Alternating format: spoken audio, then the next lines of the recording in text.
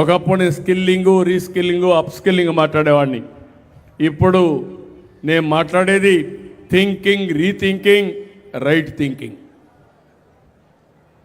సమాజంలో ఒకటే ఉంటుంది మంచి, తాత్కాలికమైన ప్రయోజనాల కోసం కులము, మతము, ప్రాంతం, బంధువులని తప్పును కానీ మీరు ప్రోత్సహిస్తే, చెడు వ్యక్తులను మీరు ప్రోత్సహిస్తే అది సమాజానికి చాలా డేంజర్గా తయారవుతుంది.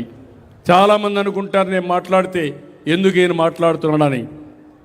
నేను చెప్పకపోతే, మీలో చైతన్యం రాకపోతే ఈరోజు ప్రపంచంలో కొన్ని దేశాలు ఎట్లయితే నష్టపోయాయో మొన్నే మనం 5 ఏళ్ళు చూసాం.